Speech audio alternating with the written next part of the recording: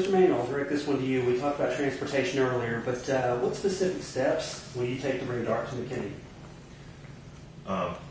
To give people an idea of exactly how strongly I feel about the need for DART here in McKinney, I myself, with some supporters, on September 6th, walked the rail. We walked from the Parker Station all the way up to downtown McKinney along the proposed rail line that is currently owned by DART. It is vitally important that we bring it forward, and we're in a situation right now where the cities themselves are having trouble finding out how they can afford to put DART on their 1 cent tax rolls. They're trying to figure out a way to ensure that they themselves can make this happen. My goal is to work with the cities to, A, get them to put it on the ballot this May. Once we have it on the ballot, let the county take care of the initial research and engineering for the DART rail.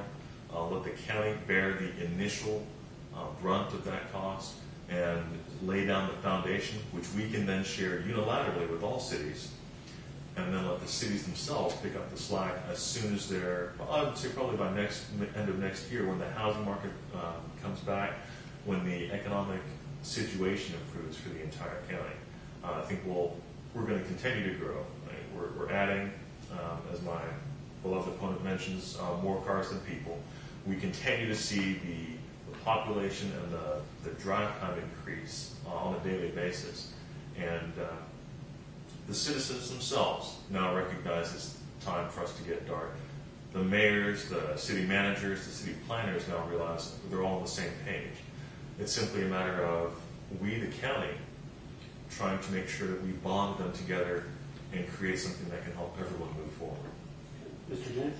Got two major rail lines here in Collin County. You got the DART red line that stops in Plano, talking about bringing that one up north to Melissa and McKinney. And then you also have the Burlington Northern line up through Frisco and Salina.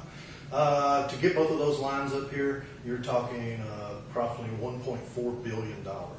And if you take Victor's scenario on it, the county takes care of the engineering. Engineering is about 10% of the project cost. So you're talking $140 million just in engineering for Collin County. Our overall budget is $260 million. There's just no way we could absorb that. And then if you have the cities pick up the remainder of that cost, you're basically 750,000 people. You're looking about $1,800 for every man, woman, and child in Collin County that they're going to put up in order to get mass transit up here under his method. And there's just no way the cities are going to go for that, or the citizens for Collin County. My plan is to, one, I'm getting a meeting with the mayors and the economic development corporations and the city managers along the corridor about creating a TERS. It's called a traffic reinvestment zone, to where the cities buy the land up and down the corridor and use the development rights to entice the private sector to come in. And it's going to take a public-private partnership in order to do that. And I think by working with the private entities, we can start to climb up that hill of cost and not put it all on the back of the taxpayers. Okay.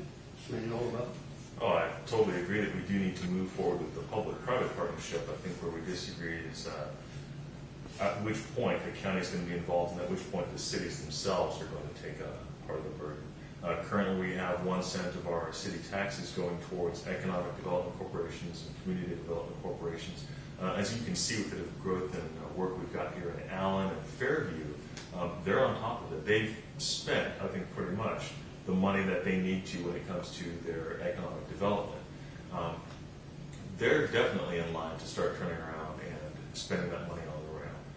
Here in McKinney, we simply need to sit down and look at what is more important for us to entice those last few remaining businesses with our hard-earned tax dollars, or for us to begin to build that infrastructure we know we're going to need over this next century with our tax dollars. There's the question. Yeah, I disagree that the cities have had enough economic development. I mean, McKinney still is only 1/3 built out. It's going to need much more economic development. And you just can't take that one penny from economic development and community development and just switch it over to DART, because the cities have a lot of bonded projects on that for the next 20 years. And so a lot of that penny is going to pay off those bonds. It's just not going to be that simple. And again, the fact that the cities can go in and start to, in 2 years, start to have their citizens pay almost $1.5 billion for mass transit. I mean, how many people live in your house? 3. Okay, under his plan, you're out $6,000 on top of your taxes now. And I just don't think that that's going to fly. I think we need to work with the private sector and try to make it as affordable as possible.